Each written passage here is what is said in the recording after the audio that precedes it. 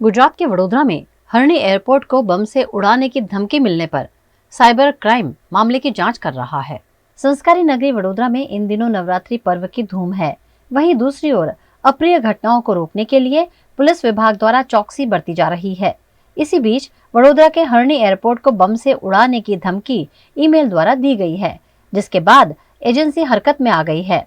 हरणी airport पर CISF के email address पर मेल किया गया है, जिसमें एयरपोर्ट को बम से उड़ाने की धमकी दी गई है। धमकी मिलते ही उच्च अधिकारी फौरन हरकत में आ गए। बम और डॉग स्क्वाड द्वारा टर्मिनल समेत के इलाकों में चेकिंग की गई, लेकिन यहां से कोई संदिग्ध वस्तु बरामद नहीं हुई है।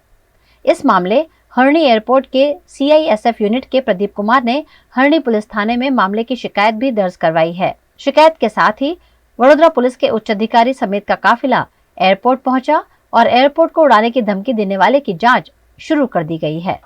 हाँ, ये अननोन है, मतलब ये बाबते तपास शुरू है। हिसाबे आनी गंभीरताने ध्याने लई अने क्राइम ब्रांच એટલે કે સાયબર ક્રાઇમને આ ગુનાની તપાસ એક્ઝિક્યુટ કરેલી છે। હવે વીપીએન અથવા તો ઈમેલ જે કાંઈ છે એ ક્યાંથી છે એ બાબતની અપડેટ લેવા માટે જરૂરી કાર્યવાહી કરવામાં આવે। 2 મહિના પહેલા પણ આવો મેળવ્યો હતો, પણ આ પ્રોક્સી વીપીએન છે અથવા તો જે આઈપી એડ્રેસ છે એ મુજબ એને ધ્યાને લઈ અને એનો ઉપયોગ કરીને મેલ કરવામાં આવેલ છે, એટલે અહીંયા ઇન્ડિયામાં આઈડેન્ટિફાઈ નથી થતું। આના ડેટા કન્સર્ન સર્વર પાસેથી માંગવા માટે કાર્યવાહી આમાં એવું લખ્યું છે કે એક દેશને અમે ટકરાયેલા છે અને મેં એકલાએ ટક્કર લીધી છે, બૂમ અને બેંક પ્રકારનું મતલબ થ્રેટ બાબતનો મેલ મળેલો છે।